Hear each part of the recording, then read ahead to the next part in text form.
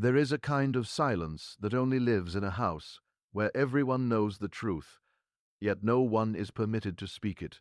It is not the gentle quiet of empty rooms or sleeping children. It is not the stillness of a winter morning before the first birds begin to sing.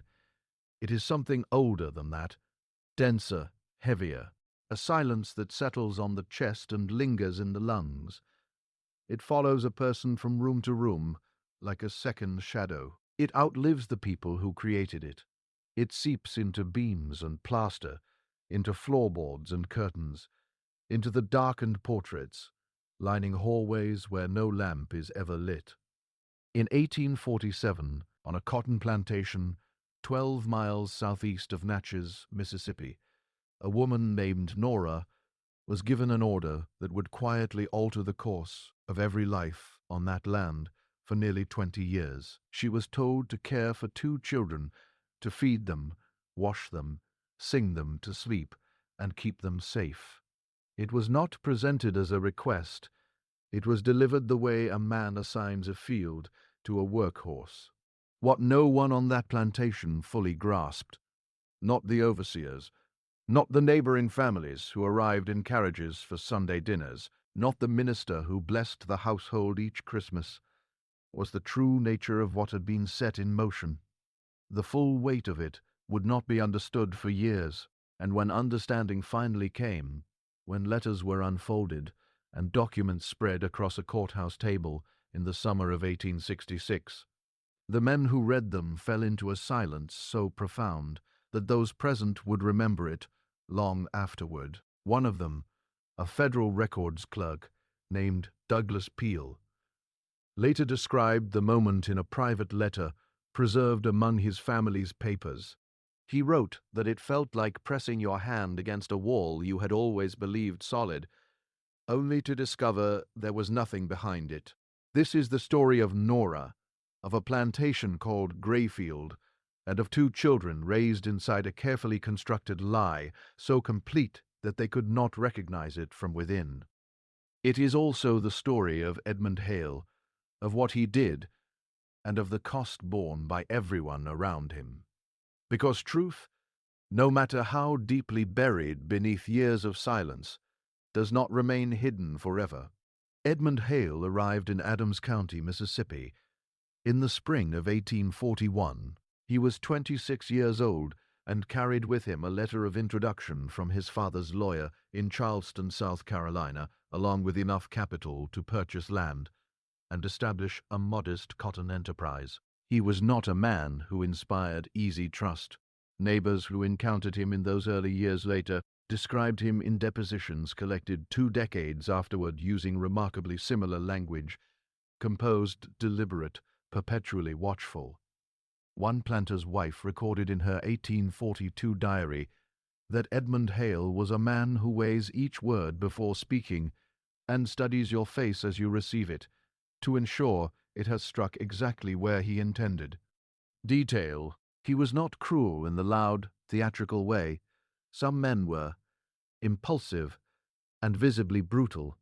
His severity was quieter, more difficult to define. He made decisions the way a chess player considers a board, with long, invisible calculations preceding each move, and with a cool indifference toward whatever piece might need to be sacrificed.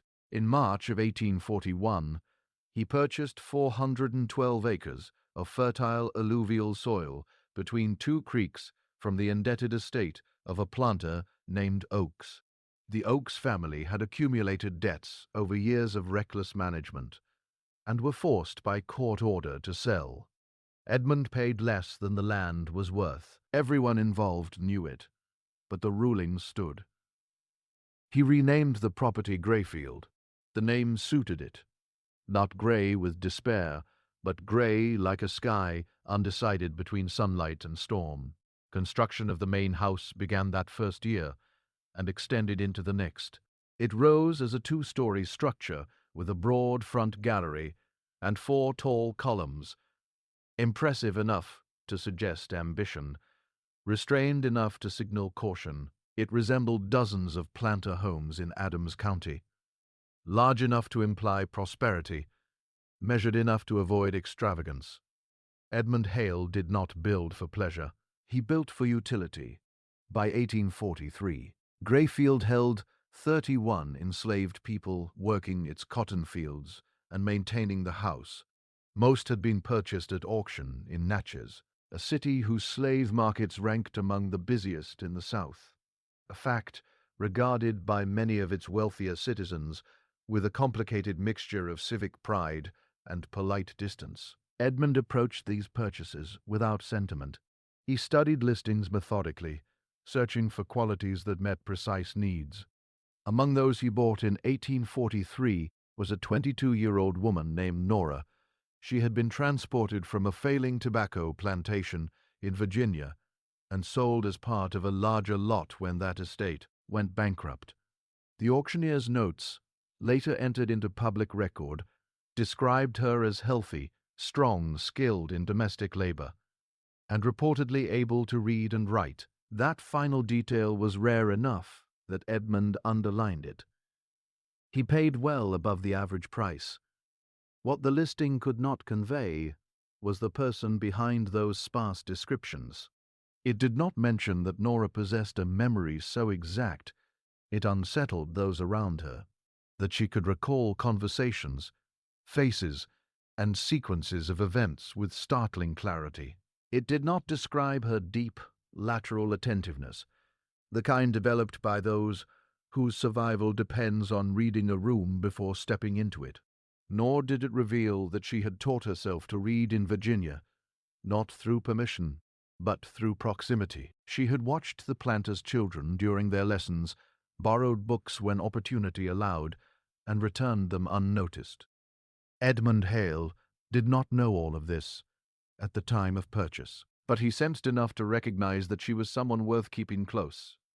She was assigned to the main house. In the autumn of 1843, Edmund married Clara Weston, the third daughter of a respectable but financially strained family from Port Gibson. Clara was 20 years old, slight in build, dark-eyed, and outwardly quiet.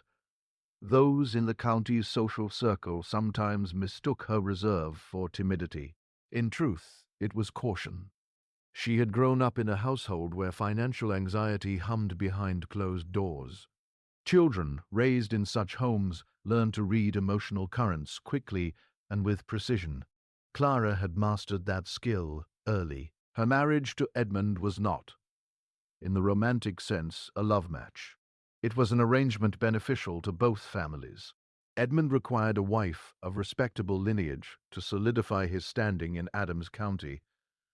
Clara's family needed the financial stability that a rising player, Nater, could provide. Such arrangements were common. What was less common was the clarity with which both Edmund and Clara understood the nature of their union, and the fact that neither pretended it was anything else. Clara arrived at Greyfield in November of 1843. She and Nora met on the day of Clarara's arrival. Clarara had been brought from the carriage into the main hall where the household staff had been assembled to receive her. She walked down the line of faces in the way that new mistresses did, briefly, assessingly, with the particular performance of authority that the occasion required. She paused at Nora longer than at the others, not in hostility, in recognition of something she did not yet have words for. "Your Nora Clara," said. It was not a question. "Yes, ma'am." Clara looked at her for a moment, then moved on. Later that evening, when the house had settled, and Edmund was in his study, Clara asked the housekeeper, an older enslaved woman named Ruth, about Nora. Ruth said she was skilled, quiet, and that Mr. Hale kept her on light indoor work. Clara noted this. She noted most things. The first 2 years of the marriage at Greyfield were, by outward measure, ordinary. Edmund managed his cotton operation with the same cold efficiency he applied to everything. The crops were adequate, not spectacular, but solid. He was building something deliberate and incremental, and he moved at the pace of someone who understands that patience is itself a form of power. Clara ran the household. She was, by the accounts of those who worked alongside her, a better manager than Edmund in the domestic sphere, more attentive to what needed doing, less prone to the dismissive impatience that characterized her husband's instruction style. She was not warm to the enslaved people of the household, in the way that certain plantation mistresses performed warmth as a social virtue. She was instead consistent. She said what she expected. She did not change her expectations without reason, and she did not invent pretexts for punishment. In the brutal moral arithmetic of the plantation system, this did not make her good, but it made her, in the daily experience of those around her, somewhat less unpredictable than most. Nora worked as Clarara's personal attendant in those years. She helped with the household accounts which Edmund had assigned to Clarara, and which Clarara quietly shared with Nora because she was, as she once said to Ruth, the only one in this house besides me who can add. In the spring of 1845, Clarara became pregnant for the first time. She lost the child at 4 months. In the fall of the same year, she became pregnant again. She lost that child at 6 months. The second loss was harder. Edmund received the news in his study and did not speak about it. The doctor, a man named Ambrose Vickers, who handled most of the county's medical business from his office in Natchez, told Clarara that there was no medical reason necessarily for the losses, and that many women suffered them and went on to deliver healthy children. He said this with the practiced cheerfulness of a man who understood that his patient needed hope more than she needed precision, and Clarara received it with the polite nodding of a woman who had heard words offered as comfort before, and had learned to let them pass through without holding on. What changed in Clarara after the second loss was not visible in her behavior. She continued to manage the household. She continued to appear at the Sunday dinners that the Hales hosted for the county's better families. She continued to speak to Edmund over meals with the civil, measured exchange that passed for their version of domestic conversation, but something had altered in the texture of it, some slight hardening as, if a door she had kept slightly open, had now been pulled to, without being fully latched. Nora noticed she was the kind of person who noticed. In the spring of 1847, Clarara Hale became pregnant for the 3rd time. By this point, the entire household understood without it needing to be said that the matter was fragile. Edmund, who ordinarily gave emotional events the consideration he gave changes in the weather, acknowledging them briefly before returning to more actionable matters, was observed by several people to be unusually attentive during this pregnancy. He reduced Clarara's social obligations. He asked Dr. Vickers to make regular visits to the house. He made it known that he expected Clarara to rest, and that Nora was to attend to her personally and without interruption for other duties. Clarara did not ask for this attention. She did not appear to want it, but she accepted the arrangements without comment in the way that she accepted most things Edmund decided. It was during this period, the late spring and early summer of 1847, that the thing happened which would not be understood for many years, and which would, when it finally came to be understood, rewrite the history of everything that followed. The facts, as they were later reconstructed, are these.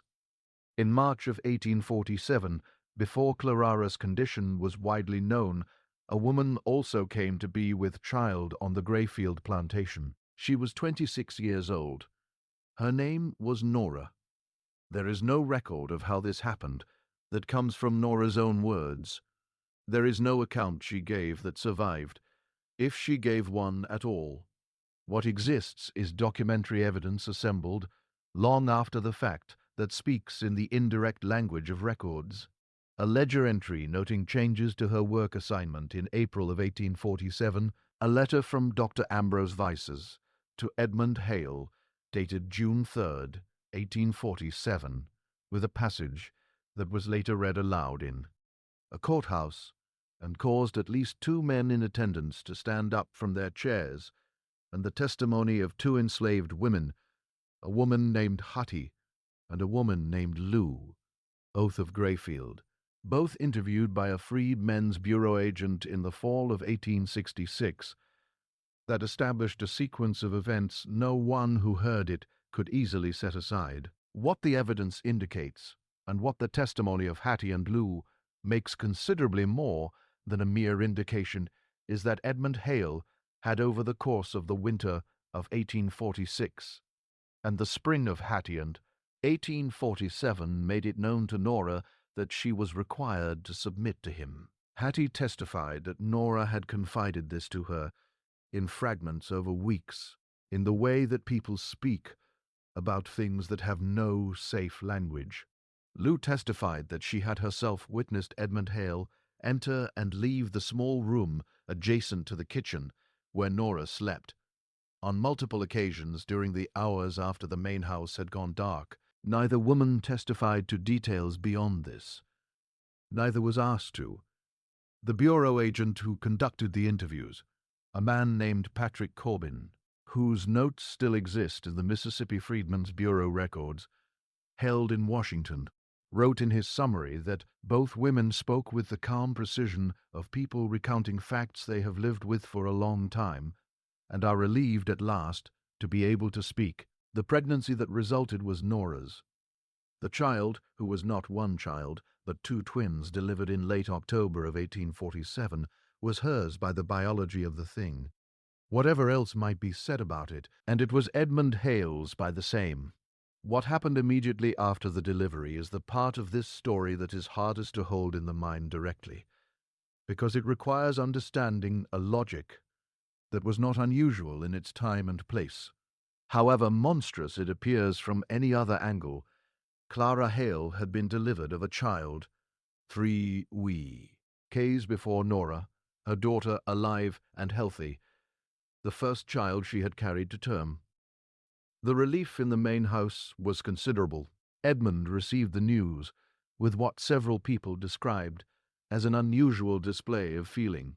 Not joy exactly, but something closer to the satisfaction of a man who has finally resolved a problem that has occupied him for some time. But Clara's delivery had been dangerous. Dr. Vickers had managed it through a difficult night and the period that followed. The weeks of Clara's recovery was marked by a frailty that alarmed the household. She was pale. She ate poorly. She did not feed the infant herself as her body was not cooperating, and a wet nurse had been arranged from among the women on the property. When Nora delivered her twins, 3 weeks later, alone in the dark, with only Hattie beside her. The boy was delivered first, then the girl. By morning the boy was gone from the room. Hattie's testimony about this moment is among the most precise passages in the entire Freedmen's Bureau record. She asked me where he was. I couldn't look at her. I said, "Mister, where he was." Hale had come in the night. She asked me what he had done. I told her he had taken the boy to the main house. She didn't say anything for a long time. Then she asked if the girl was still there. I said yes. She held the girl against her, and she didn't speak again until the afternoon. By the following Sunday it was publicly known in the main house that Clara Hale had delivered not one child, but two, a girl, Josephine, born in early October, and a boy, Henry, whom she had delivered, it was said, in a second labor 3 weeks later, which had been kept quiet for fear of the outcome. Dr. Vickers signed the documentation. Whether he believed what he signed, or whether he understood the transaction he was participating in, or whether he told himself a version of events that allowed him to complete the paperwork without examining it too closely. None of this is recorded. He died in 1859 before any of it came to light, and took whatever he knew with him. What the records say is this: Henry and Josephine Hale, twins, born to Edmund and Clara Hale, October 1847, Greyfield Plantation, Adams County, Mississippi. Clara Hale died of a fever in January of 1849, 15 months after the birth. She had spent those 15 months in an unusual relationship with the children.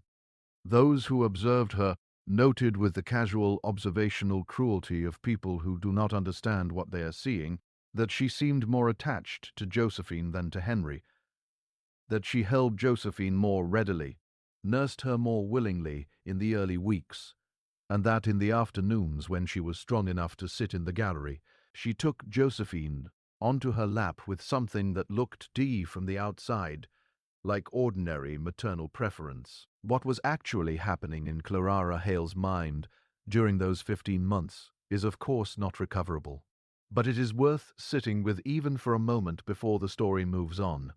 When Clara died in January of 1849, the children Henry and Josephine, now just over a year old, required care. Edmund Hale did not grieve publicly or for long. He received the condolences of the county in the correct manner, wore the correct colors for the correct period, and then returned to the business of Greyfield with the focused efficiency that had characterized everything else he did. He did not, in the period following Clarara's death, appear to seek female company socially, not from sentiment necessarily, but from the practical understanding that a remarriage too soon would draw a certain kind of attention he preferred not to invite. The children needed care. On the morning of January 29th, 1849, 9 days after Clarara's death, Edmund Hale summoned Nora to his study. She came. He told her that she would now be responsible for the care of the children, Henry and Josephine, end quote. She would move from the servants' room to the upper floor of the main house, to the room beside the nursery. She would be with them during the day, and available at night. She would manage their feeding, their clothing, their early learning. She would answer to him and to no one else on matters pertaining to the children. What he said in that room, and what she said in return, was not witnessed. There is no record. What the record contains is what happened afterward. Nora moved to the upper floor. She came every morning to the nursery before dawn. She dressed them. She fed them. She carried them through the house and the galleries in the long afternoons, when the light turned the cotton fields a heavy gold. She sang to them in the evenings songs that the children would remember in one form or another for the rest of their lives, without knowing why those particular melodies seemed to carry something in them that other songs did not. Josephine, the girl, had eyes the color of deep water. Henry, the boy, had a laugh that started silently and built slowly, like something warming from the inside. They were different in almost every particular. She quiet and watchful, he easy and loud, and in this they perhaps resembled the mixed inheritance of the complicated thing they were, though no one at Greyfield named this resemblance, not even to themselves. Not even to themselves. Nora's daughter, her own girl, the twin who had not been taken, was named Pearl. She had been left with Nora after that October night, and she grew up in the quarters, cared for by Hattie and Lou when Nora was in the main house, which was almost always. Pearl was not allowed in the main house. Edmund made no formal announcement of this rule. It was simply understood in the way that the rules of Greyfield were generally understood. Not spoken, but as absolutely present as the walls of the building itself. Nora saw Pearl in the evenings when she was permitted to go to the quarters for the hours between supper and dark. She carried Pearl back to her own room when she could, which was rarely. She watched her daughter grow in the way that people watch things from a distance. Able to see the shape, unable to touch it, she raised Edmund Hale's children. She raised her own blood. She could not say so. The years at Greyfield between 1849 and the beginning of the 1860s were, in the record that survives, years of strange and particular arrangement. Edmund Hale ran his plantation, expanded it modestly, and maintained the social and professional life of a prosperous county planter. He attended church, he entertained neighbors, he sat on the county agricultural committee. He was not in the circles that knew him. A notable man, not especially prominent, not especially remarkable.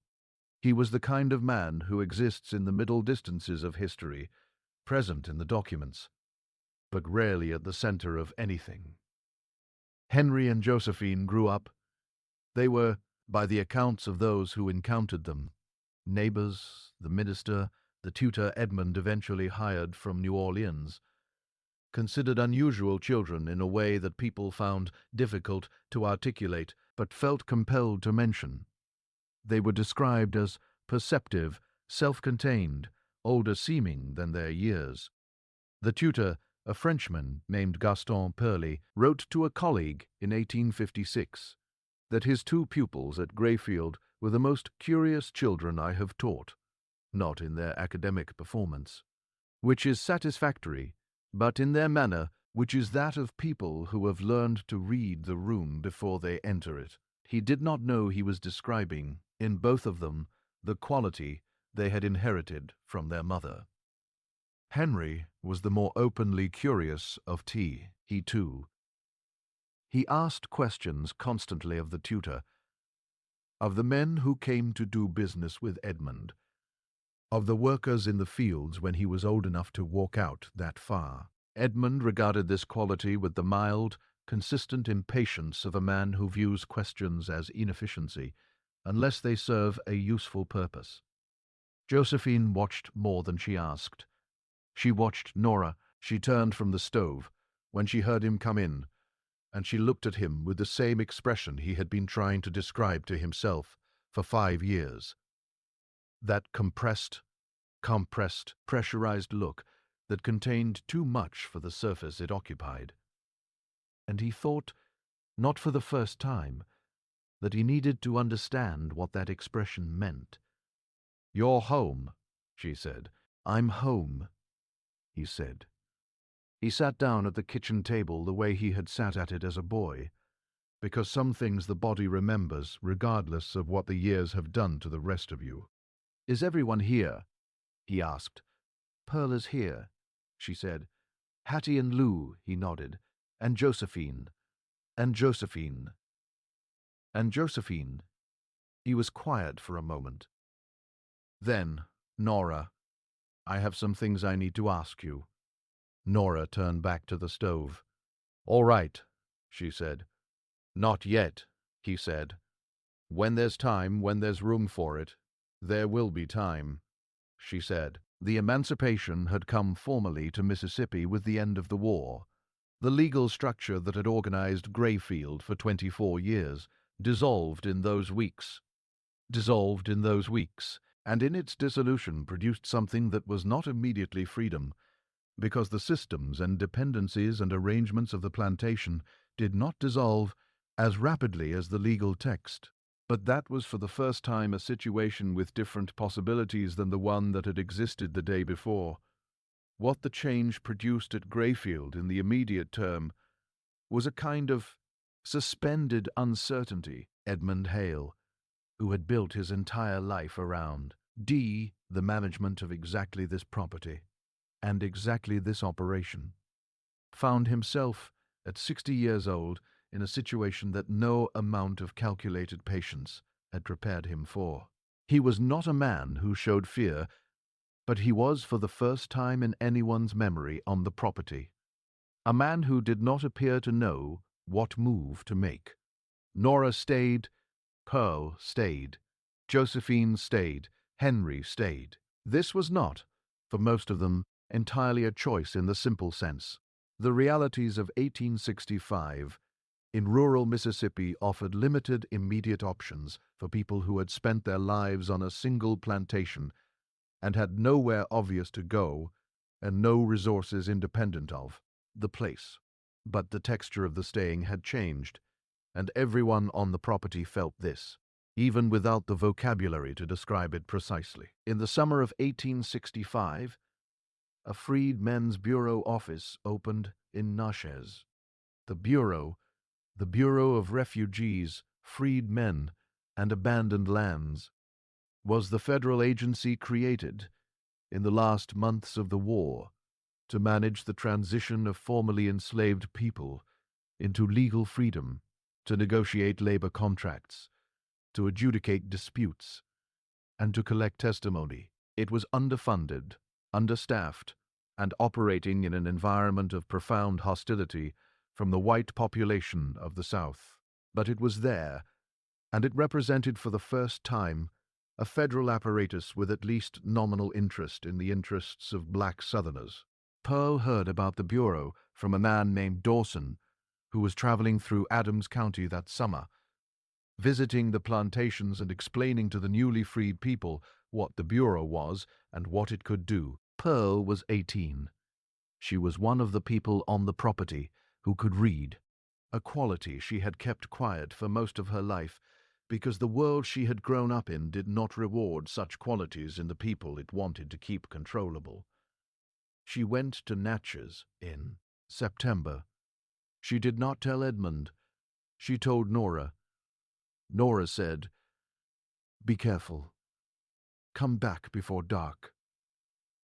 Pearl went with Hottie's son, a man named Deacon, who was 20 and had been freed from a neighboring plantation, and was navigating the same strange new geography of formal freedom in an environment that had not yet decided whether to accept it. At the Bureau office, she met the agent named Patrick Corbin. She told him what she knew. She did not tell him everything. Not yet. Not in that first meeting. She told him enough to establish that she had information that bore on the legal history of a specific property in Adams County, and that this information might be relevant to questions of inheritance and documentation that the Bureau was already beginning to encounter in the restructuring of land and labor arrangements in the region. Corbin was a man of about 35 from Vermont, with the careful, deliberate manner of someone who had been trained as a lawyer before the war and had taken this posting because he believed the work mattered. He listened to Pearl with full attention. He asked her to come back. She came back 4 times over the next 6 months, each time with more detail, building toward the full account. Hattie and Lou gave their testimony in January 1866. Deacon helped arrange other interviews, and Henry, who had by this point had several of those conversations with Nora that they had both been approaching since his return, gave his own account in the spring of 1866. Henry's account is the most extraordinary document in the record, not because it is the most detailed. Hattie and Lowe are more specific, and Pearl is the most organized, but because of who is giving it, and what it cost him, and what it means. He sat in Patrick Corbin's office in Natchez on a Tuesday morning in April 1866, and he told the truth about what he had come to understand about his own life. He said, "Aide, I believe that the woman named Nora, who was enslaved at the Grayfield plantation, owned by my father Edmund Hale, is my mother and Pearl's, and that Josephine's mother is the same." He said, "I believe that what was represented to the county and to Clara Hale and to the 2 of us, for all of our lives, was a fabrication, and that the documents in the overseer's cabin at Grayfield, which I have now examined with my own eyes, support this." Corbin wrote this down in his precise, careful hand. "How long have you known this?" he asked Henry. Henry was quiet for a moment. "I suspected it," he said, "since I was 18. I think I've known it in the way of knowing things you can't say since I was a child." The summer of 1866 produced the confrontation that the preceding 20 years had been building toward slowly, incrementally, in the way that things build when the pressure has nowhere to go but continues to accumulate. Edmund Hale was summoned to the Natchez courthouse in June of 1866. The Freedmen's Bureau did not have criminal jurisdiction over the events in question. The legal landscape was complicated. And the specific nature of what Edmund Hale had done did not fit cleanly into any single legal category that the existing law of 1866 had yet articulated. But the Bureau had the capacity to compel testimony to collect and register documents, and to create a formal record that would exist in the Federal Archive. Edmund came to the courthouse. He was 61 years old, thinner than he had been, with the controlled, opaque expression that had characterized him in every room of his life. He sat across a table from Patrick Corbin and two other Bureau officials, and he was shown the letters from Dr. Vickers. He read them without visible reaction. Corbin asked him to explain the contents. Edmund was quiet for a long moment. Then he said, "Dr. Vickers was not always precise in his language." Corbin set down the third letter, the one dated November 2nd, 1847, with the passage that left almost nothing to interpretation, and looked at Edmund. "Mr. Hale," he said, "I want to be direct with you about what we're doing here and why." Edmund looked at him. "The people named in these documents," Corbin said, "have given testimony. The record we are assembling is not a criminal proceeding, but it is a federal record, and it will stand. What we are asking you today is whether you wish to contribute to it, or whether you prefer to leave it as it is." Edmund said nothing for a moment. He looked at the letters on the table. He had kept those letters for 19 years, in a locked cabin on his property, and it must have occurred to him in that moment, as it must have occurred to him when Pearl found the window, that keeping a thing is not the same as securing it, that a thing locked in a cabin is still a thing in the world, still a thing that can be reached. He said, "I would like to speak to a lawyer." He was entitled to do this, and he was allowed to do this, and the session concluded. Edmund Hale died in January of 1867, before any further legal action was taken. He died at Greyfield in the room where he had slept for 26 years, with the controlled quietness that had characterized everything else about him. He left no confession. He left no letter of explanation to his children.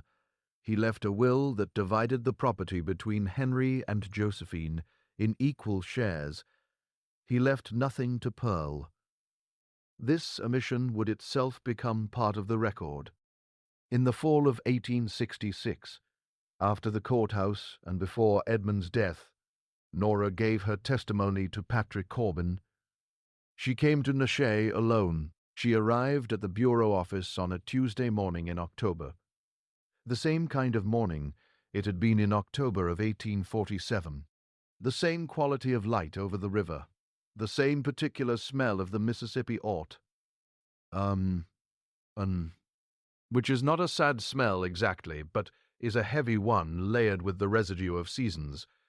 She sat in the chair across from Corbin's desk, and she folded her hands in her lap, and she looked at him with the calm, measuring attention she had always had, and that 19 years of practice had made almost perfect. She spoke for 3 hours. She told him about Virginia and the tobacco plantation and the auction in Natchez, and the first year at Greyfield. She told him about the winter of 1846 and the spring of 1847 with a precision that was painful and that she delivered without flinching, because she had made a decision somewhere in the long years that when the time came to speak it, she would speak it fully. She told him about October 1847, about the delivery and the night that followed, about the morning when Henry was gone from the room. She told him about Pearl. She told him about the 19 years Corbin wrote everything down. He was a careful man, and he was a good one, and he had been in this chair for a year, hearing testimony from people who had experienced things that the ordinary moral vocabulary of his upbringing had not prepared him to receive. And he had learned over that year to receive it with the full weight of attention it deserved. When Nora finished, he asked her one question. "In all of those years," he said, "was there ever a moment when you considered leaving the property, leaving Natchez?" Nora looked at him. "Where would I have gone?" she said. It was not a rhetorical question. She was asking him specifically to understand the geography of the situation, to understand that freedom without resources, without documentation in Mississippi in the 1850s, was a theoretical category with almost no practical content, particularly for a woman with a daughter who could not be acknowledged and two other children she would not abandon. Corbin wrote it down. He wrote it exactly as she said it. Where would I have gone? The day after Nora gave her testimony, Henry came to find her. He found her in the kitchen at Greyfield, in the same posture she had been in on so many mornings of his life, at the stove, her back to the door, her hands at work on whatever the morning required. He came in quietly, the way he had always come into the kitchen, because even as a grown man of 25, there was something in that room that still had the quality of sanctuary. He sat down at the table. She turned around. He had been trying for a year to find the right words for this moment, the right opening, the right way to step across the distance that the previous 25 years had built between who she was to him in form and who she was to him in fact. He had turned it over in his mind in the way that he turned over every difficult question, methodically from multiple angles, looking for the approach that lost the fewest things in the crossing. He could not find the right words. He said, "I know." Nora looked at him. "I know." He said again, "I've known for a while. I should have found a way to he." Stopped. He started again. "I'm sorry that I was in that school, that I was away, that I didn't. You were a child."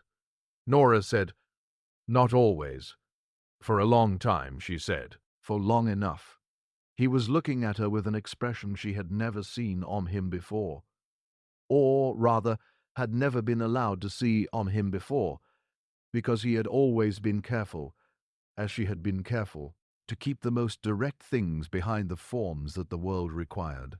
The expression was something simple and enormous, the look of a person who has spent years holding something at arm's length and has finally put it down. "You raised us," he said. "Yes, you raised us, knowing, yes." He was quiet. "Every day," he said. Every day, she confirmed. The kitchen was very still. Outside the window, the September light lay flat and gold on the cotton fields that were in that fall of 1866, beginning their last season under Edmund Hale's name, a season that would settle on the Bureau's records and the deeds and the complicated, unresolved question of what Greyfield was and what it owed. What it owed? "What do you need?" Henry asked her. Nora considered the question. It was perhaps the first time in 23 years that anyone had asked her that directly in those words, and meant the full weight of them. "I need Pearl recognized," she said. "I need her share of this property in the record. I need it written down." Henry nodded. "It will be," he said. "I'll make sure of it." He meant it.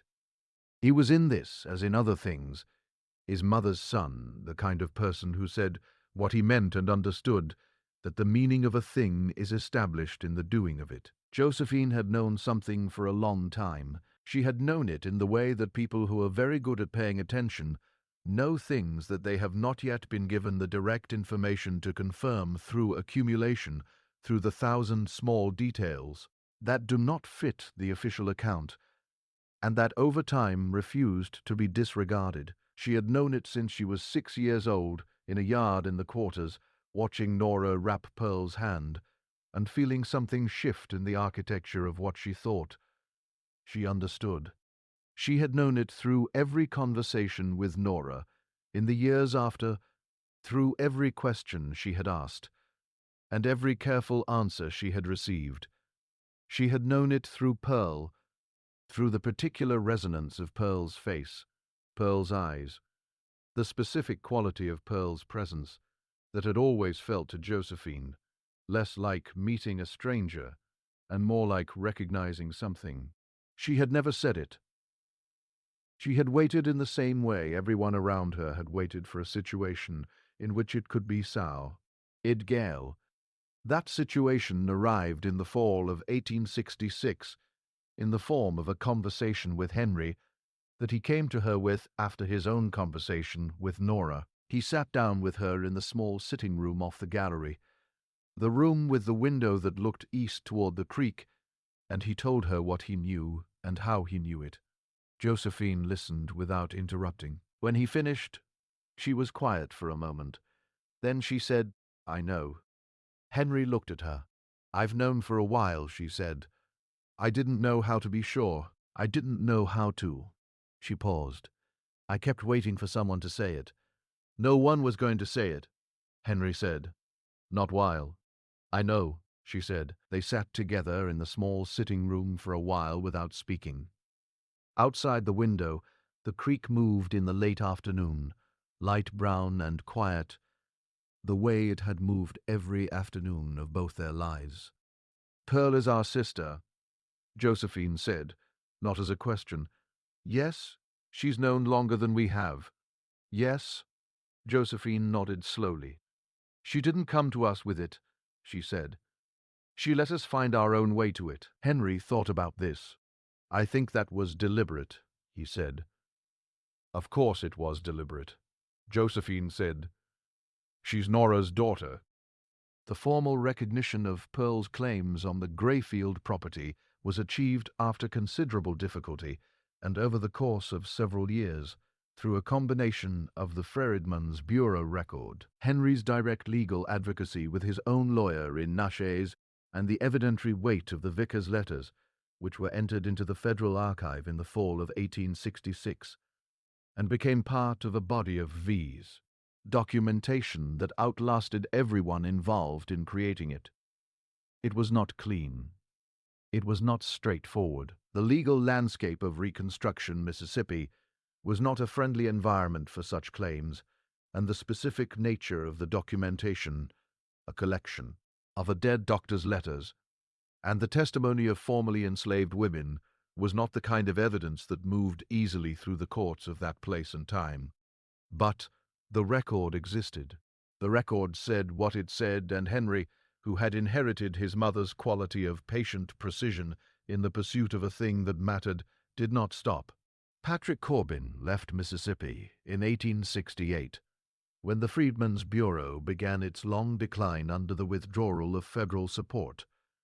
He returned to Vermont and resumed the practice of law. He carried his case files with him, along with the personal letter he wrote to his brother that fall.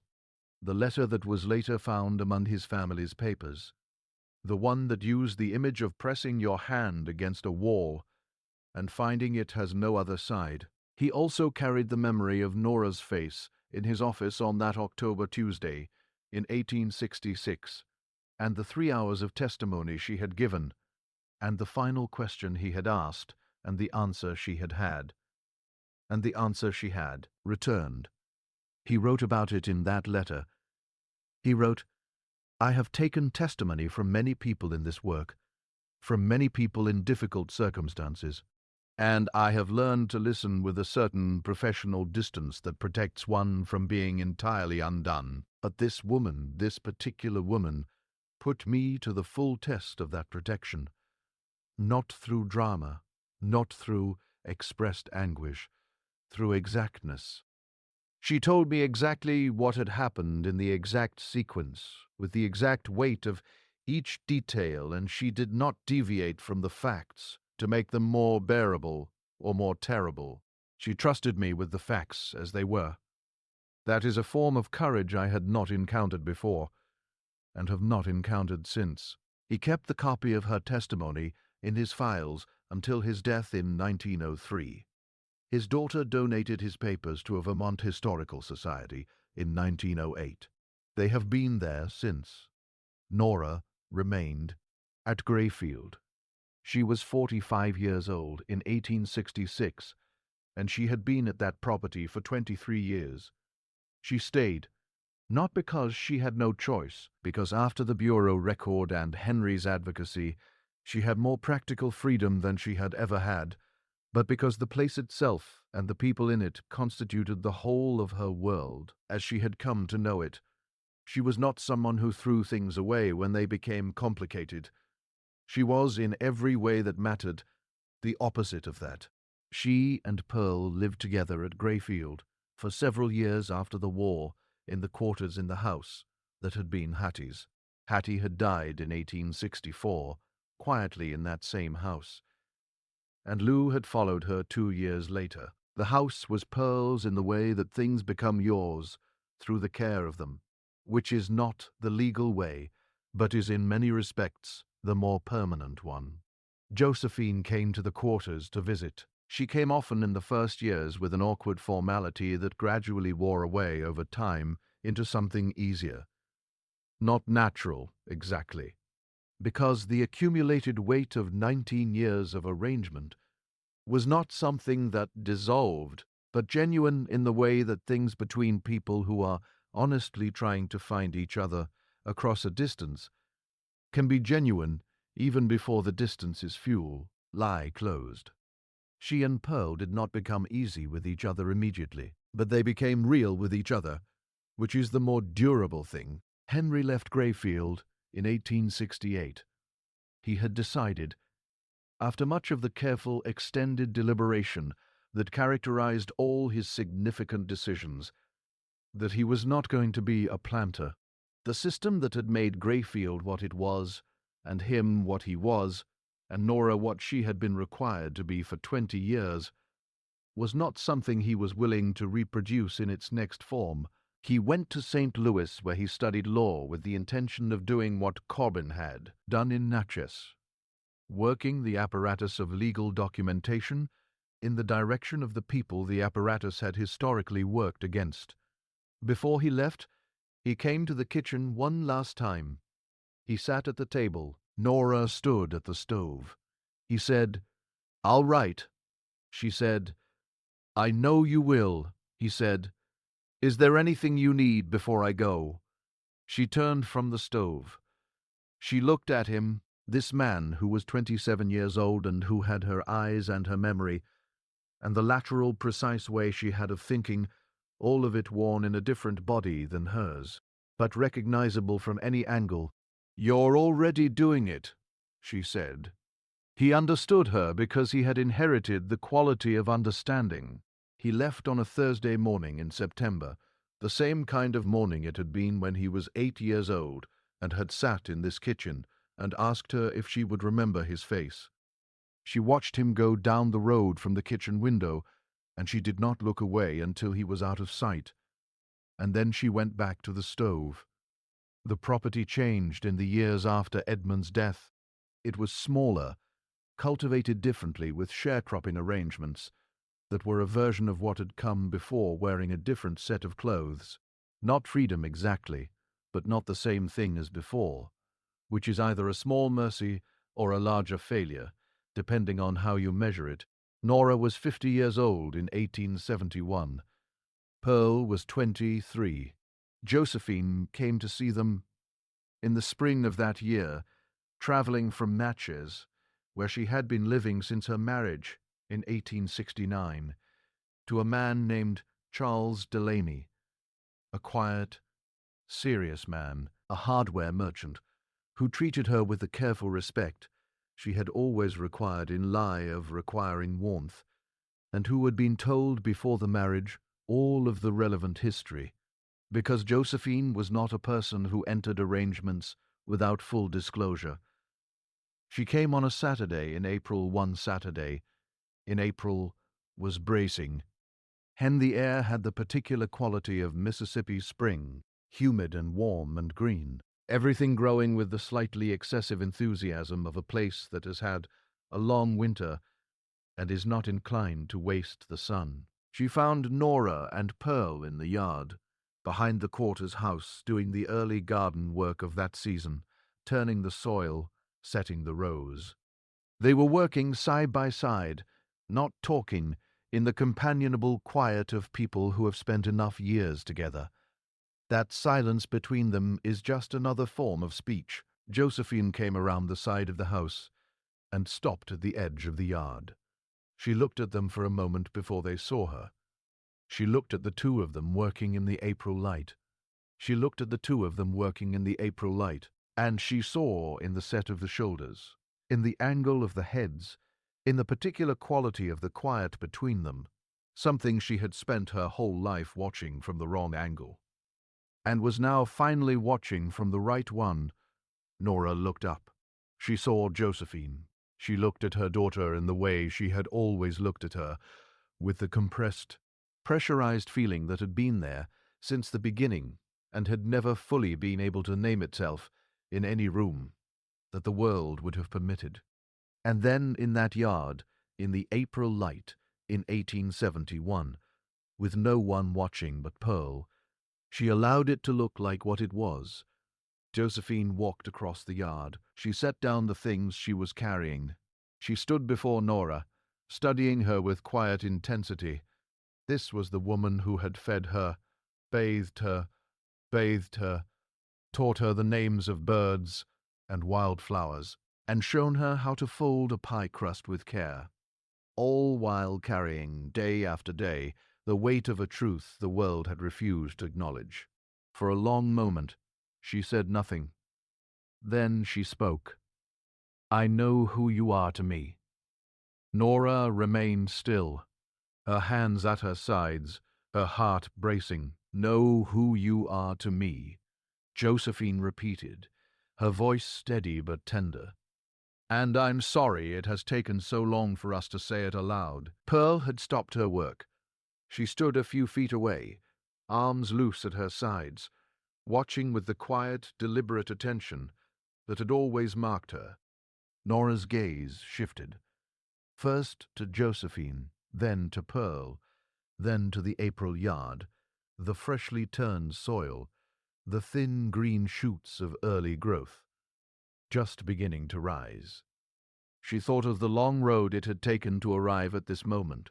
She thought of 23 years spent in a house where everyone knew the truth, but no one was allowed to speak it. She thought of the silence, that particular kind of silence, and how long a truth can be contained before it reshapes itself into something entirely new.